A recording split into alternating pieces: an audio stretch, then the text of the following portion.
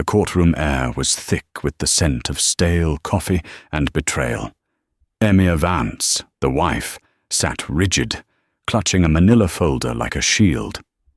Opposite her, the man she once loved, attorney Ricky Vance, smirked, his hand resting familiarly on the knee of the woman who destroyed their marriage, Seraphina Hayes. When the judge mentioned alimony, Seraphina let out a loud, mocking laugh, a sound that sliced through the silence. Ricky just shrugged. They thought they had won. They thought Emia was a fool, but they hadn't accounted for the small, innocuous USB drive tucked deep inside that folder. In the next stunning moments, that laugh would turn into a gut-wrenching sob, as the cold, hard truth of their private lives was broadcast for the world, and the judge to see. The mahogany bar separating the spectators from the legal players felt less like a boundary and more like a battle line. On one side, Emia Vance, 42, impeccably dressed in a tailored charcoal suit, a choice made to project control she barely felt, sat beside her lawyer, Miss Evelyn Reed, a woman whose reputation for quiet, surgical precision in family law was legendary in Boston. On the other side, Ricky Vance, 50, an established real estate attorney whose slicked-back hair and custom-made Italian suit spoke volumes about his success, despite his current moral failings. Next to him was his own attorney, and, conspicuously, the cause of the entire proceedings, Seraphina Hayes.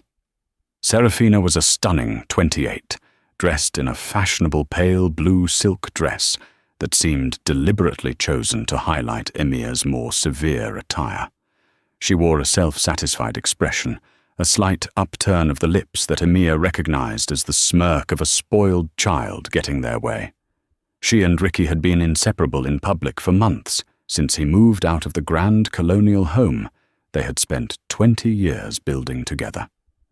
Now they sat less than 10 feet away, their bodies angled toward each other, displaying a casual intimacy that was meant to wound Emia. And it did. The proceedings were already a disaster for Emia, at least from a financial standpoint. Ricky, being a savvy lawyer himself, had systematically and legally shielded most of his significant assets: the partnership stake in the firm of Preston, Vance and Associates, the stock portfolio, the Cayman Island Trust. He was arguing for a minimal spousal support package, claiming Emia had ample opportunity to restart her career after their children, Jack and Clara, had grown, a career she had willingly set aside for his professional ascent and their family life. Mrs. Vance, Ricky's attorney, Mr. Douglas Finch, droned, his voice utterly devoid of emotion. "You have confirmed that you have not been actively employed for a continuous period of 18 years. While we acknowledge your significant contribution to the household, Mr. Vance has proposed a generous 2-year rehabilitative alimony package, structured on a declining scale, which should be more than sufficient to allow you to re-enter the workforce." Emia's hand tightened around the manila folder. "Generous," she whispered, the word laced with acid. Miss Reed leaned in. "Emia, don't take the bait. Let me handle this." Ricky, however, couldn't resist.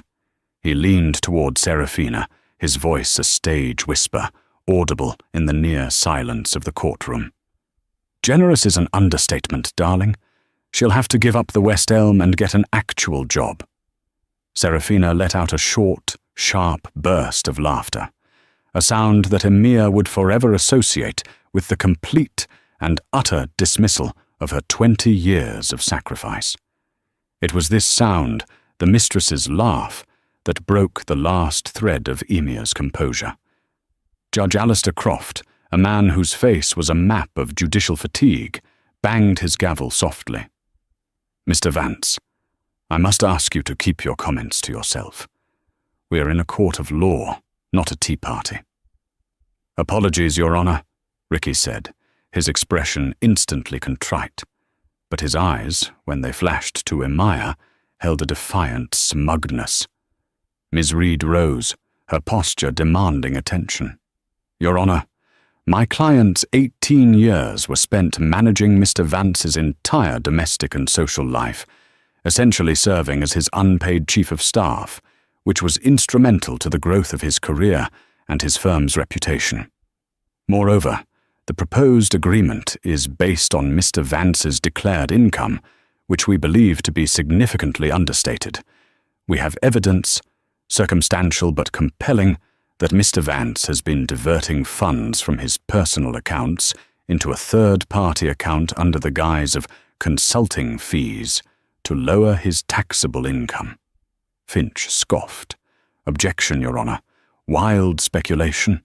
Mrs. Vance has no financial training, and her claims are baseless." "Sustained," Judge Croft ruled. "Ms. Reed, unless you have irrefutable proof of financial malfeasance, we must proceed with the declared financial statements." It was the moment. The defeat was palpable. Emia felt her chest constrict. She knew Ricky was hiding money. She knew he and Seraphina were already living a luxurious life, funded by his secret accounts. She felt the despair of being outmaneuvered by the very man she had dedicated her life to building up.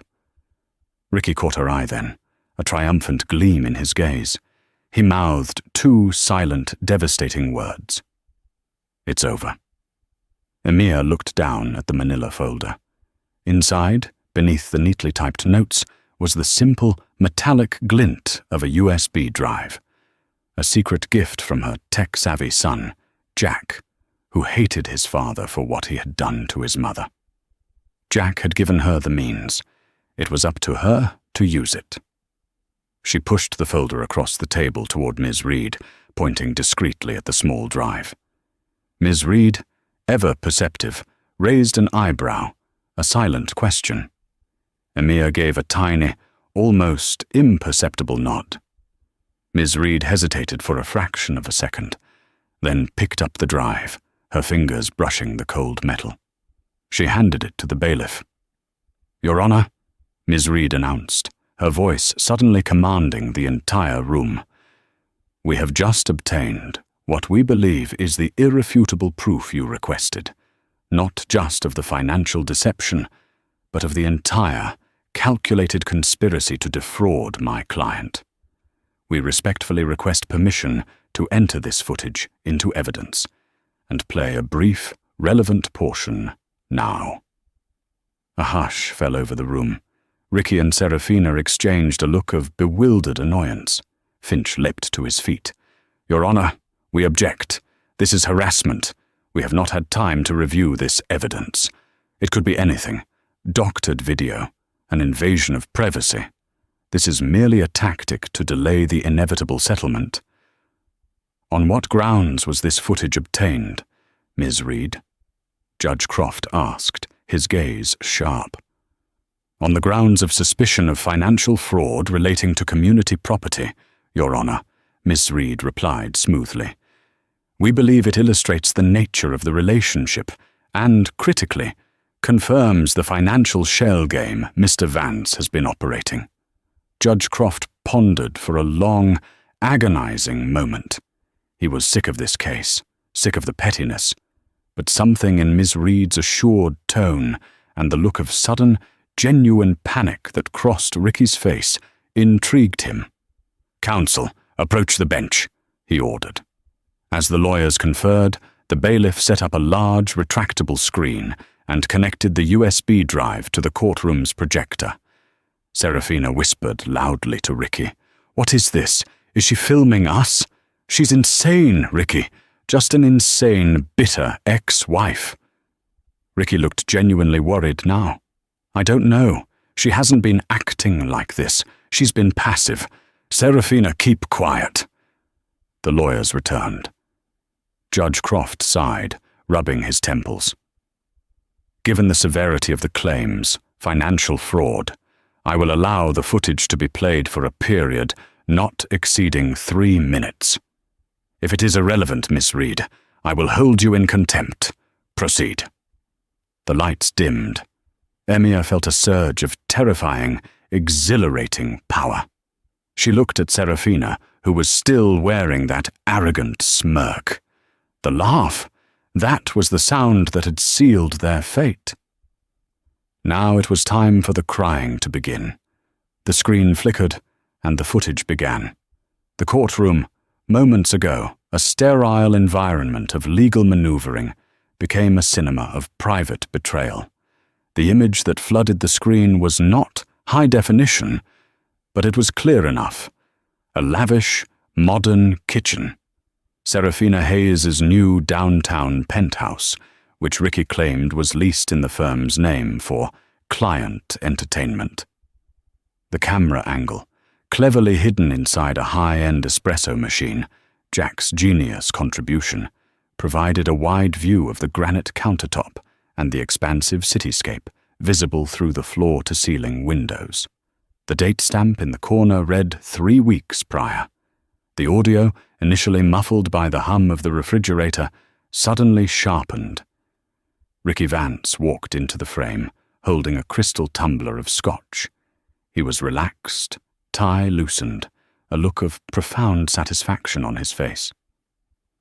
Seraphina followed him, wearing a silk robe. "God, I hate that old house," Ricky muttered, taking a large swallow.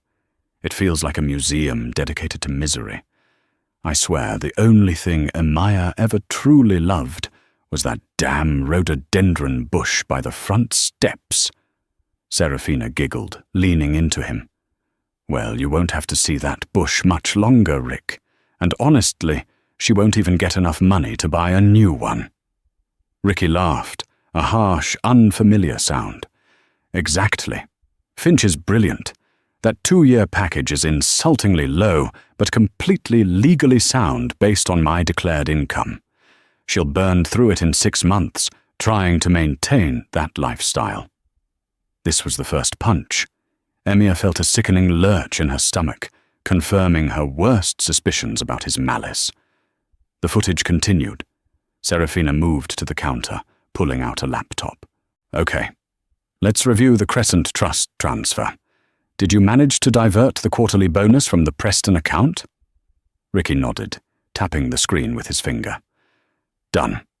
Look, that account, the one registered to Andrew Croft's cousin, Thomas Hayes, is purely a holding tank. When the divorce is finalized, we liquidate, pay Thomas his consultancy fee, a lovely $5,000 for his signature, and it flows right back into the Hayes Investments LLC.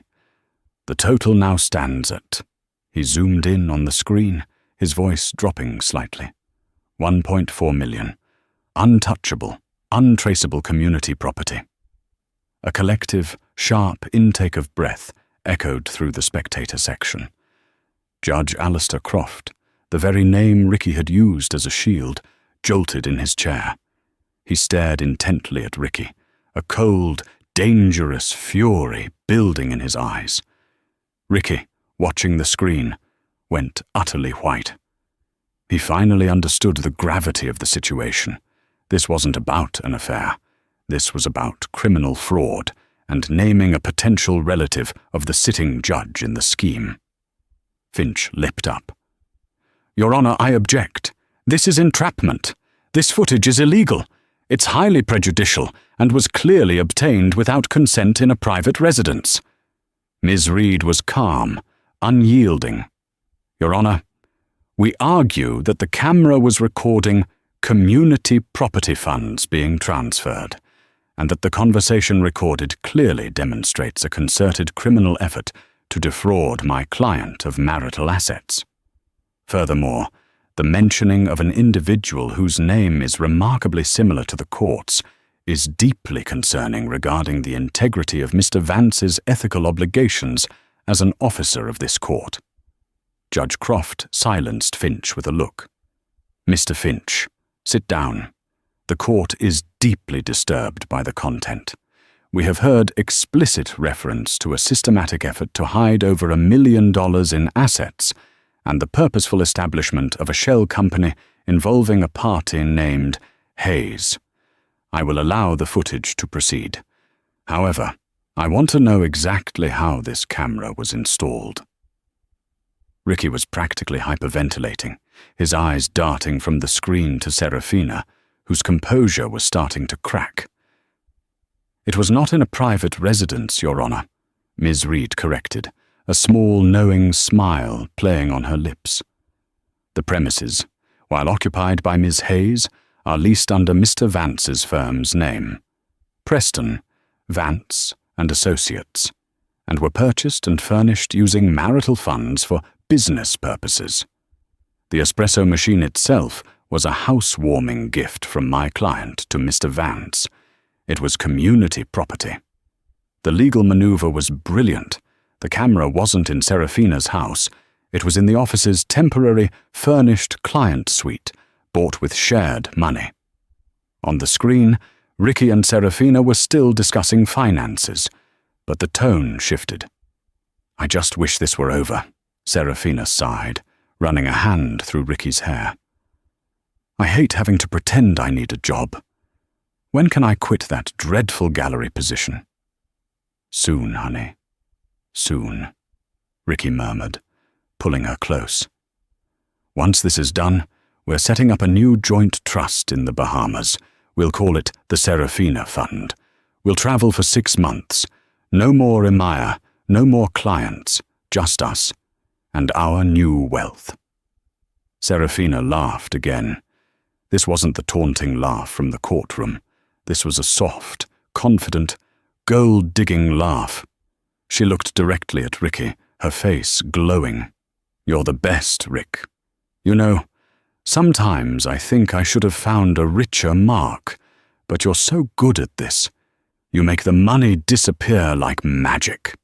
Then came the second twist, the one that hit Ricky like a physical blow. Seraphina kissed him deeply, then pulled back, her eyes twinkling. "And honestly, the sex is better than I expected for a man your age. You're definitely a step up from Matthew." Ricky's face on the screen tightened. "Who the hell is Matthew?" Seraphina waved a dismissive hand. "Nobody important. An old flame. He was a partner in my gallery. But he wasn't as generous as you. He didn't give me the same kind of freedom." She winked. "He was also boring in bed, unlike my generous, successful Ricky." Ricky in the courtroom looked like he'd been slapped. He had always believed Seraphina was exclusively, madly in love with him. He had tolerated her arrogance, her extravagance, and her mocking of Emia, because he believed she saw him as the ultimate prize. Now he was just a step up from someone named Matthew. He was simply the better Mark. The camera footage then captured Seraphina walking toward the bedroom, singing softly to herself.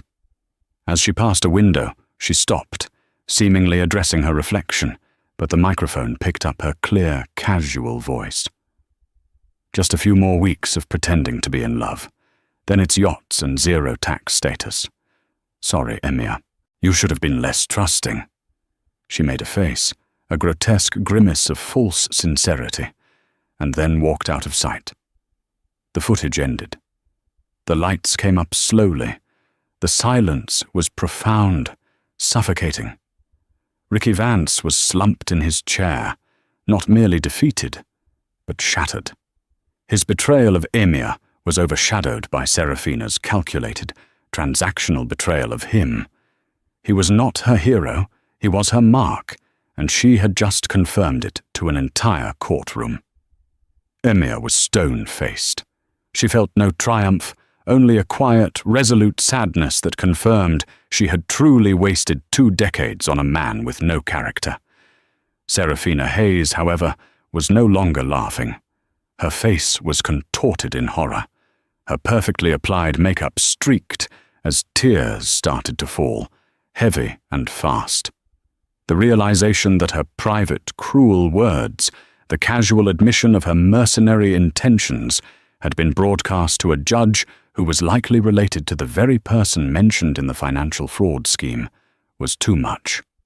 "Your Honor," Ms. Reed stated, cutting through the silence like a scalpel. The footage proves not only calculated financial fraud amounting to over $1 million, but also establishes the clear intent to deceive, which may constitute undue influence on Mr. Vance. We move to freeze all assets immediately, pending a full forensic accounting audit of Preston, Vance and Associates, and we submit a formal complaint to the State Bar for Ricky Vance's professional misconduct. Judge Croft, still staring at the disbelieving Ricky, finally spoke, his voice ice-cold. "Mr. Finch, your client may have just committed financial malfeasance in front of this court. I am ordering an immediate independent audit. The assets mentioned, all accounts related to the Crescent Trust, Hayes Investments LLC, and the firm's operating capital, are frozen. As for Ms. Hayes," he looked directly at the sobbing mistress, "your connection to this fraud will be investigated. This court is recessed until tomorrow morning. Mr. Vance, I advise you to obtain separate counsel for the inevitable State Bar inquiry and the potential criminal proceedings." Ricky didn't move. He just stared at the empty screen. The final image of Seraphina's mocking face burned into his memory. The mistress's cruel, arrogant laugh in the courtroom was gone, replaced by the raw, desperate weeping of a woman whose lucrative scheme had collapsed in a single, devastating playback. The atmosphere in the courthouse hallway immediately following the recess was toxic, a swirling mix of whispered gossip, legal franticness, and sheer, unadulterated rage. Emia and Miss Reed slipped away quickly through a side door, leaving the legal teams and the disgraced couple to navigate the fallout. Ricky Vance was in shock, his successful, ordered world having imploded in 3 minutes of grainy video. His lawyer, Douglas Finch, was arguing furiously with Judge Croft's clerk, trying desperately to understand the scope of the asset freeze. Seraphina, still crying hysterically, clung to Ricky's arm, not out of affection, but out of fear. "Ricky, you have to fix this. They can't do this. That was private. You promised me everything was protected, that Emia was too stupid to find anything." Ricky finally found his voice, and it was a low, dangerous growl. He ripped his arm away from her grasp. "Stupid? She didn't find it, Seraphina. Our son Jack found it. And you utter, narcissistic idiot. You were talking about other men. You were gloating about setting me up. You called me a mark in the most public way imaginable." Seraphina's tears instantly dried, replaced by defensive fury. "Oh, so that's what this is about? My honesty? You just found out you weren't the only one. Grow up, Ricky. I told you exactly what I was, a trophy, and trophies get paid. You were funding my life, and I was giving you the illusion of youth and excitement. Don't pretend this was a great love story. You're still married to that grey mouse, Emia, who you financially destroyed." "I was building a life with you," Ricky roared, heedless of the few remaining people watching. "No, Ricky," Seraphina sneered, stepping back. "You were buying a fantasy, and you were so blinded by your own ego, and by how easy it was to manipulate your finances, that you didn't notice the actual snake in your bed. I played you, Ricky, just like you played Emia. The difference is, I got caught a little early. But you're going to lose your law license, your firm, and half of what you tried to hide." "Because of me!" Finch rushed over, pulling Ricky away. "Ricky, stop! You need to walk away right now. You cannot be seen arguing with the co-conspirator in a potential fraud case. We need to focus on damage control and proving that you were unaware of the trust's connection to Thomas Hayes." Ricky dragged Finch toward a secluded corner. "Don't you understand, Doug? I knew about Thomas Hayes. He's Seraphina's uncle. She convinced me he was a legitimate financial consultant. It was all her. She set up the LLCs. I just moved the money where she told me it was safe. This was her game." "You are still the attorney, Ricky," Finch hissed back. "You still signed the papers. You still had the fiduciary duty. We need a defense, not a confession. Right now, our only angle is that Emia obtained the footage illegally, and that she entrapped you into discussing the funds." Meanwhile, Emia and Miss Reed were in a nearby conference room, calmly reviewing their next move. "That was magnificent, Emia," Ms. Reed said, pouring Emia a glass of water. "The judge's reaction was exactly what we needed. He's personally invested now, especially with the potential name connection." Emia took a shaky sip. "I don't feel magnificent, Evelyn. I feel sick." That was the real Ricky. Cruel, manipulative, and utterly self-interested. And Seraphina, she's just sad. A professional opportunist. "She is," Ms. Reed agreed, clicking her pen. "But her true colors saved us. Her comments about the mark severely undermine any claim of undue influence on her part, positioning her as the primary driver of the scheme. More importantly, Ricky is now vulnerable. He's going to turn on her, and she on him. This is exactly how criminal defense teams fracture." "What's the next step?" Emia asked, her gaze steady now. "The forensic audit will be thorough. Given the direct evidence, they will find every penny. We will recover the full amount of hidden community property, and then some, because the court will likely punish Ricky with a disproportionate distribution of the remaining assets, including the marital home. And his law career is essentially over. The state bar takes financial fraud very seriously." Emia leaned back, exhausted. "I just want the house, and enough money to finish Jack and Clara's college funds. I don't want his firm, I just want peace." "You will get it," Ms. Reed assured her. "But we have one more important piece of leverage. The motive behind the espresso machine. The hidden camera wasn't just a random act of suspicion. It had a trigger." Emia nodded, pulling out a printout from her folder. It was a receipt for an expensive, antique diamond and sapphire necklace, purchased online 3 months ago. The delivery address was Seraphina's penthouse. The day Ricky moved out, he told me he was moving into a temporary furnished apartment for focus. He took nothing but clothes. A week later, my heirloom necklace, the one my grandmother gave me, the one I planned to give to Clara on her wedding day, went missing from my locked jewelry box. Ricky claimed he knew nothing. I knew he gave it to Seraphina as a welcome gift. That's when Jack and I realized that merely filing for divorce wasn't enough. We needed undeniable proof of his intent to liquidate assets and steal property. Ms. Reed's eyes widened slightly. "Theft of separate property. That is potent, Emia. We save that for the alimony negotiation. When we show that Ricky didn't just hide money, but actively stole a significant family heirloom to gift to his mistress, the judge will see true malice. It elevates the entire case from a tricky divorce to a clear case of malfeasance and theft."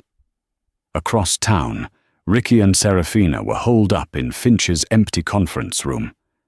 Seraphina was on her phone, screaming at someone named Thomas. "The money's frozen, Uncle Thomas. Ricky screwed it up. You need to call your lawyer and tell them you had nothing to do with this. Deny everything." Ricky watched her, his face dark with realization. His love for her, his delusion, had vanished completely, replaced by a searing, self-pitying rage. He wasn't even angry that she was talking to other men anymore. He was angry that she had made him look like a fool and a criminal. He walked over to her and snatched the phone away. "It's over, Seraphina. You got caught. And you're not taking me down with you. I'm telling Finch everything. About your uncle, about the LLCs, about how you engineered the transfers. I will cooperate with the audit. I will plead to a lesser civil penalty, and I will implicate you fully. You're disposable. My 20-year career is not." Seraphina looked up at him, her eyes wide with genuine terror this time. "You wouldn't. Ricky, think about what we had." "What we had was a financial transaction, as you so eloquently put it for the court to hear." He spat. "The only thing I'm thinking about is saving my own hide. You laughed at my wife. Now watch me weep over the loss of my law license, because you taught me one thing: always choose yourself first." He threw the phone onto the plush carpet. The sound of the plastic cracking was definitive. The brief, passionate, destructive affair was officially over, ending not with a whimper, but with the sound of a lawyer throwing his mistress under the bus to save his own career. The next 2 weeks were agonizing for Ricky and Emia, albeit for vastly different reasons. For Emia, it was the quiet relief of watching justice unfold. For Ricky, it was the slow, brutal dismantling of his entire professional life. The court-ordered forensic audit team, led by the stern, silver-haired Mr. Elias Thorne, descended upon the offices of Preston, Vance and Associates. The direct evidence from the camera footage, specifically the names of the shell companies and the dates of the transfers, gave Thorne's team a surgical precision. They didn't need to hunt for months. They needed only to follow the digital breadcrumbs Ricky and Seraphina had so carelessly discussed. The results, delivered in a thick, bound report to Judge Croft, were damning. The total amount of hidden marital assets funneled through the Hayes Investments LLC and the Crescent Trust was confirmed to be $1.4 million. But the audit uncovered something far more extensive, a pattern of similar, smaller diversions dating back almost 5 years, long before Seraphina Hayes entered the picture. Ricky had systematically been skimming small percentages of large client settlements, routing them through a complex web of accounts ostensibly set up for offshore tax planning, but which ultimately fed his personal, undisclosed fund. The total hidden wealth reached nearly $2 million. When the audit report was formally entered into the court record, Ricky's partner, Mr. Wallace Preston, a man who had trusted Ricky implicitly for 2 decades, issued an immediate public statement. The firm of Preston, Vance and Associates has been severely betrayed by Ricky Vance. His actions were unilateral, criminal, and in egregious breach of professional and ethical duty. We are taking immediate steps to dissolve his partnership, remove his name from the firm, and will be cooperating fully with the State Bar and any criminal investigations. Ricky Vance was no longer an attorney. He was a pariah. Emia and Ms. Reed met to discuss the audit's findings. Emia was overwhelmed by the scale of the deceit. 5 years, Evelyn, Emia whispered, looking at the summary sheet. He started this 4 years before he even met Seraphina. She didn't teach him to be a cheat. She just gave him a bigger reason to be one. Precisely, Miss Reed confirmed. This changes the narrative. Seraphina was not the origin of his corruption. She was merely the catalyst for the final, biggest fraud. Ricky Vance is a career financial predator.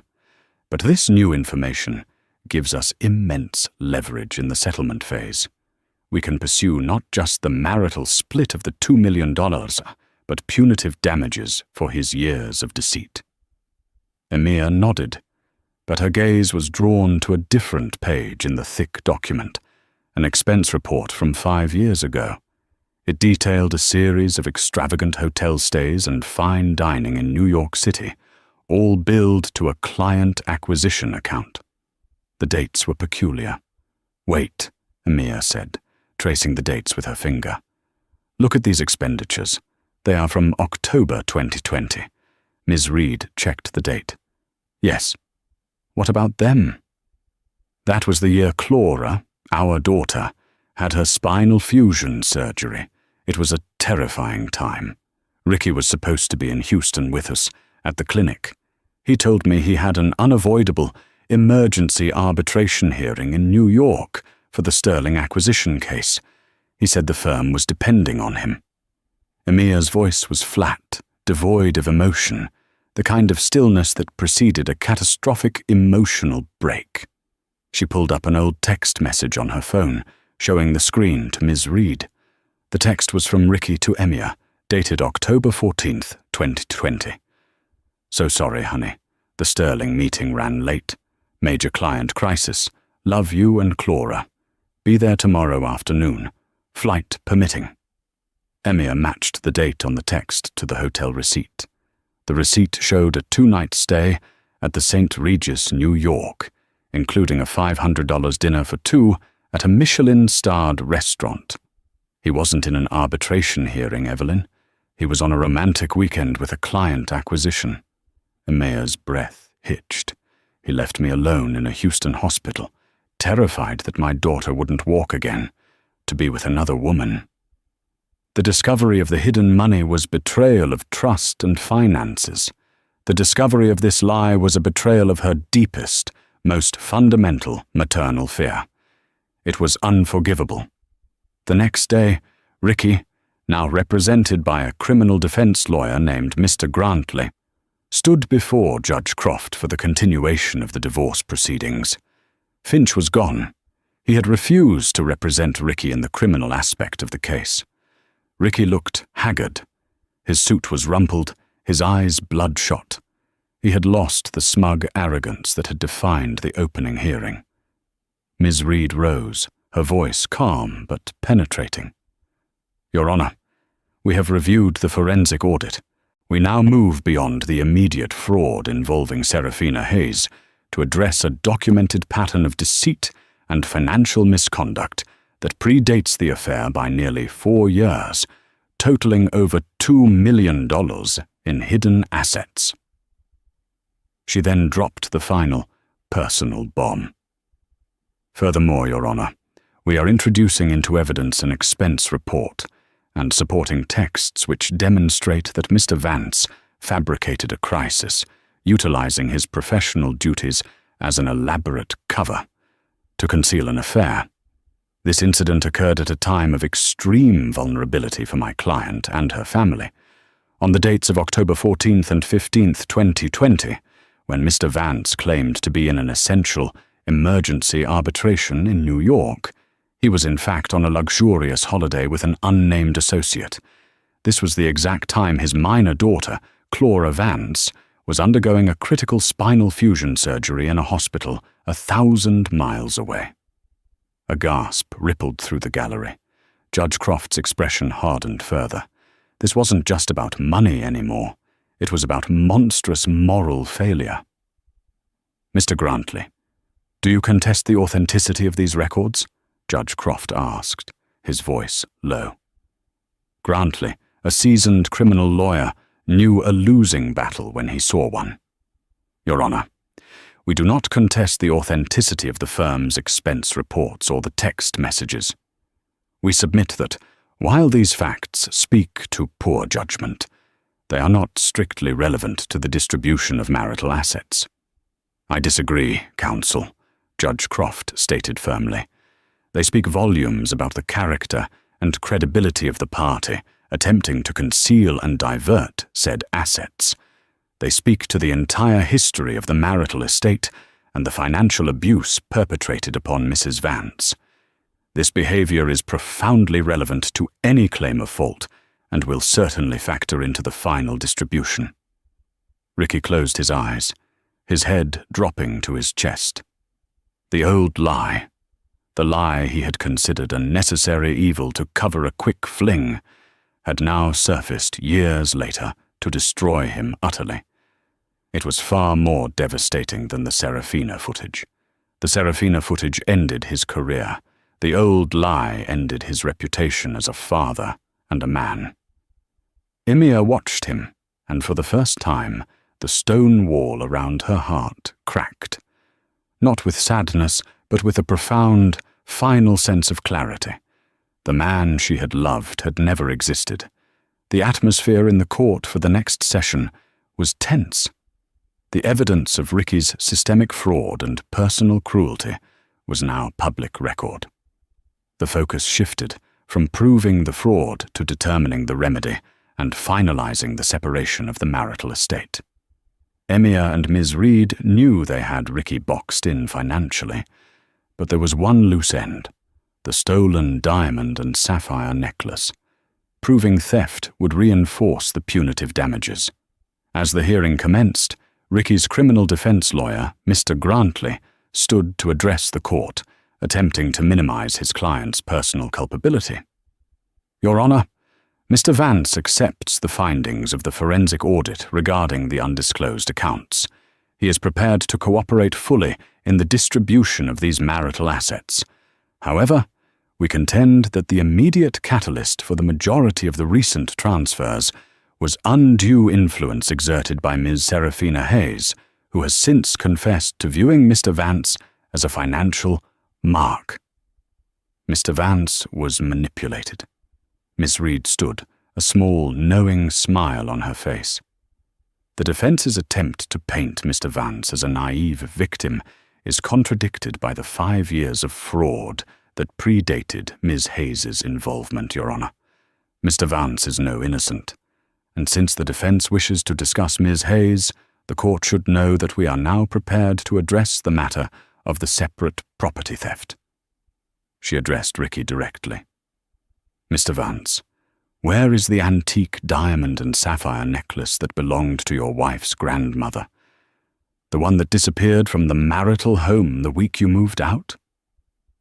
Ricky shifted uncomfortably. He had anticipated this. I don't know anything about a necklace, Miss Reed. I haven't been in the house since I left.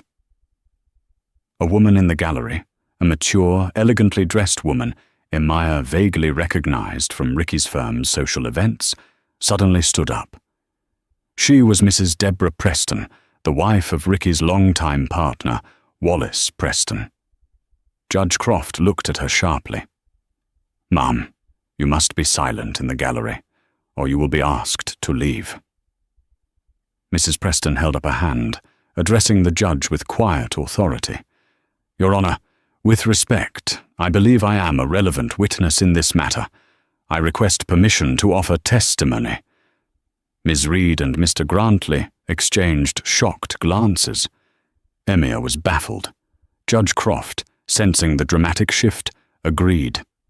Swear in the witness. Deborah Preston took the stand, her gaze unwavering as she looked at Ricky, who now looked truly terrified. He knew Deborah despised Seraphina, but he couldn't imagine what she knew about the necklace. Mrs. Preston, Ms. Reed began, how are you familiar with Mr. Vance and Ms. Hayes? Ricky was my husband's partner. Seraphina was introduced as a junior consultant to the firm last year. I met them both socially, Deborah stated clearly. Do you know anything about a diamond and sapphire necklace? Deborah nodded. Yes, I saw it. About 3 months ago, I was having lunch with Seraphina at the Ritz. She was flaunting a stunning antique necklace, boasting that her sugar daddy, her words, not mine, had given it to her as a promise of their future together. Did she say who the sugar daddy was? She didn't have to. Ricky walked in 10 minutes later and joined us, kissing her on the cheek and commenting on how beautiful the necklace looked on her. Ms. Reed pressed her advantage. Did she mention the origin of the necklace? Deborah hesitated, then looked straight at Emia. Yes. She gloated about it, actually. She said, and I quote, "It belonged to his mousy little wife's grandmother. He said she'd never wear it again, and it would look far better on someone who appreciates true luxury. It was practically begging to be liberated." The air in the courtroom became frigid. Ricky had not just stolen the necklace, he had openly mocked Emia and her family legacy to his mistress, who then bragged about it to his partner's wife. But Deborah Preston wasn't finished. This was the final, deepest twist. And, Your Honor, I didn't just hear her bragging. I did something about it. She reached into her large designer handbag and placed a small velvet jewelry box on the witness stand. The night after that lunch, I called my husband, Wallace. I told him I knew Ricky was stealing from the firm and cheating on Emia, which Wallace already suspected, as Ricky's behavior had become erratic. Wallace told me to let it go, to stay out of it. But when I heard about the necklace, about how petty and cruel Ricky was being, I knew I had to act. Emia was a good woman, and Ricky was destroying her life. She opened the box. Inside, the large sapphire stones sparkled under the fluorescent lights. I went to Seraphina's penthouse the next day, under the guise of inviting her to a charity luncheon. I managed to slip this out of her dressing table while she was on the phone. I have had it in my possession for the last 3 months, waiting for the right moment. I didn't want Seraphina to sell it, and I wanted Emia to have her grandmother's legacy back. She slid the box across the table toward Miss Reed. It should be returned to its rightful owner. Emia stared at the necklace, tears finally blurring her vision. It wasn't the diamonds or the sapphire that mattered. It was the kindness of a stranger, a silent partner who saw an injustice and risked her own comfort to correct it. Deborah Preston had provided the final, undeniable proof of Ricky's malicious intent, not just in fraud, but in personal property theft, and she had done so out of a pure sense of moral duty. Ricky, beaten, his reputation utterly destroyed, looked at the necklace, then at Deborah, then finally, shamefully, at Emia. He had lost everything: his money, his career, his mistress, and now, publicly, his last shred of human dignity. Ms. Reed gently picked up the box. "Your Honor, the return of this stolen property, courtesy of the courageous testimony of Mrs. Preston, clearly establishes Mr. Vance's intent to deprive my client not only of community assets, but also of her separate, sentimental property. This crime demands the harshest civil penalty." Judge Croft didn't hesitate. He looked directly at Ricky. "Mr. Vance, you have not only defrauded your partner and your wife, but you have also demonstrated calculated, malicious contempt for your family's emotional and financial well-being. This court will ensure that Mrs. Vance is fully compensated." The matter of the necklace was resolved. Emia had her grandmother's jewelry back, a symbol of a legacy that Ricky had tried and failed to erase. The courtroom reconvened 2 days later, not for more testimony, but for Judge Andrew Croft to deliver his findings and final ruling on the divorce settlement and the disposition of the assets. The room was packed, the saga of the wealthy Boston attorney and the laughing mistress turned weeping co-conspirator having drawn significant media attention. Ricky Vance sat alone at the defense table, his criminal lawyer, Mr. Grantley, positioned slightly behind him, adopting a posture of resigned defeat. Seraphina Hayes was conspicuously absent, having been advised by her own newly retained, separate counsel to avoid the courthouse entirely. Judge Croft, appearing more formal than ever, opened the session. He did not mince words. This case, Vance versus Vance, is unique not for the breakdown of the marriage, a common tragedy in this court, but for the calculated, systematic, and sustained financial abuse perpetrated by the respondent, Mr. Ricky Vance, upon the petitioner, Mrs. Emia Vance, and upon his professional partners. He spoke of the financial fraud first. The court accepts the findings of the independent forensic audit, confirming that Mr. Vance actively concealed over $2 million in marital assets over a period of 5 years, beginning well before the relationship with Ms. Seraphina Hayes. The subsequent fraud involving Ms. Hayes was an escalation, not an aberration. This is clear and convincing evidence of financial malfeasance and willful dissipation of marital property. He then addressed the personal cruelty. The testimony regarding the stolen separate property, the antique sapphire necklace, and the testimony establishing Mr. Vance's callous fabrication of his whereabouts during his daughter's critical surgery on October 14, 2020, demonstrates a pattern of profound moral turpitude and calculated emotional abandonment. This behavior is unforgivable and is a direct attack on the petitioner's peace, security, and familial integrity. Ricky's face remained numb, but his jaw trembled. Judge Croft announced the financial distribution, a verdict that was designed to be both remedial and punitive. The hidden assets, $2,000. Due to the willful concealment and dissipation, the court awarded 100% of the recovered hidden assets to Mrs. Emia Vance. This was an unprecedented distribution, effectively punishing Ricky for the fraud by awarding the entire sum to the victim. The marital home, the primary residence, valued at $1.5 million, would be awarded solely to Mrs. Emia Vance. The court cited Ricky's use of the firm's funds and time to pursue his illicit relationship as a contributing factor to the marital breakdown, justifying the award of the home as part of the asset correction. Retirement and remaining accounts. The remaining legitimate marital retirement accounts and investments would be split 50-50 as standard. Total outcome: Emia Vance walked away with the family home, the full $2 million in recovered hidden assets, and half of the remaining liquid accounts, giving her not just financial security, but a substantial, well-deserved fortune. Judge Croft dismissed Ricky's initial proposal of a 2-year, declining rehabilitative alimony package.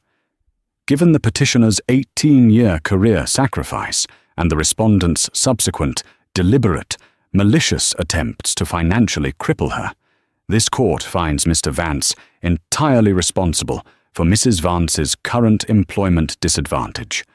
Mr. Vance will pay lifetime spousal support to Mrs. Vance, calculated at 35% of his current and future income, until such time as Mrs. Vance either remarries or the death of either party. The lifetime alimony was a crushing blow, ensuring that even if Ricky rebuilt a smaller private practice, Emia would always retain a significant share of his earnings. Judge Croft then delivered the most devastating judgment, effectively sealing Ricky's fate. The evidence presented, particularly the footage documenting the explicit conspiracy to defraud and the use of the firm's resources to fund criminal activity, has already been forwarded to the State Bar Disciplinary Committee and the District Attorney's Office. He paused, looking directly at Ricky. In civil proceedings, the court cannot impose criminal sanction, but it can recognize professional fault. The court finds that Ricky Vance, having deliberately misused his professional expertise and position as an officer of the court for criminal financial gain, is unfit to practice law. The State Bar will make the final determination, but for the purposes of this dissolution, Mr. Vance's financial capacity will be assessed against a significant reduction in earning potential due to this imminent professional demise. The verdict was absolute. Ricky was financially ruined, stripped of the vast majority of his wealth, forced to pay lifetime alimony, and facing imminent disbarment and criminal charges. Later that day, Emia stood in her kitchen, the one Ricky had called a museum of misery, sipping tea with Ms. Reed. "It's over," Emia said, the finality of the statement sinking in. "It is," Ms. Reed agreed, "and justice was served. You are secure, Emia. You have the house, the money, and your name is cleared of the implied madness Ricky tried to paint you with." They discussed the fate of the others. Ricky Vance. He was cooperating with the DA's office in hopes of avoiding jail time, likely facing severe probation, massive financial penalties, and certain disbarment. He was last seen moving into a small, rented apartment, abandoned by his former life and career. Seraphina Hayes. She had been forced to liquidate all assets Ricky had given her, and she was under investigation for her role in the financial fraud. Her uncle, Thomas Hayes, was also implicated. The gold-digging fantasy had crumbled, leaving her facing not luxury, but significant legal debt and the loss of her social standing. The laugh had indeed turned into a permanent, crushing financial woe. Deborah Preston. She was hailed by the media as a moral hero and earned the deep respect of Emia, who promised to maintain a lifelong friendship with her silent partner. Emia looked at the mahogany jewelry box on the counter, containing the retrieved sapphire necklace. She hadn't just gotten her money back. She had reclaimed her dignity and self-respect. The laughter of the mistress, once a symbol of her humiliation, had become the trigger for the truth that ultimately saved her. A year passed. The storm of the divorce, the audit, and the criminal proceedings had finally subsided, leaving behind a profound stillness in Emia Vance's life. The family home, once a prison of Ricky's ambition and Emia's deferred dreams, was now her sanctuary. Ricky Vance was disbarred 6 months after Judge Croft's ruling. He received a 1-year suspended sentence, massive fines, and extensive probation in exchange for fully cooperating with the investigation into Seraphina Hayes and her uncle's shell companies. He had lost the firm, the prestige, and the respect of the entire Boston legal community. The once slick attorney was now working as a paralegal for a discount legal services firm.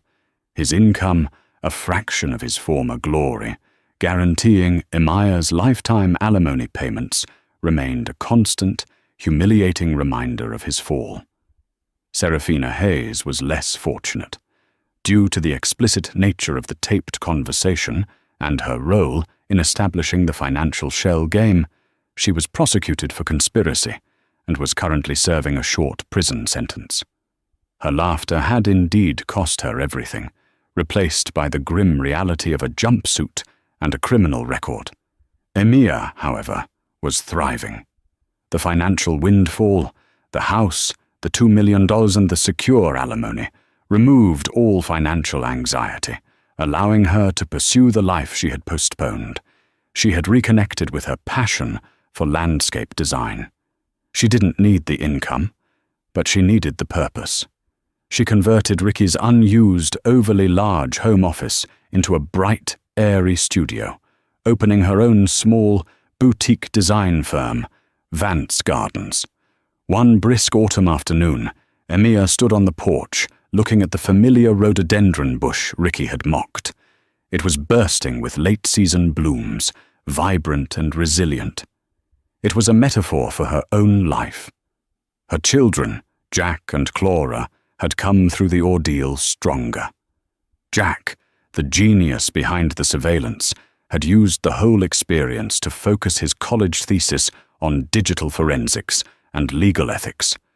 Clara, now completely recovered from her surgery, was studying pre-med, finding her motivation in helping others through crises.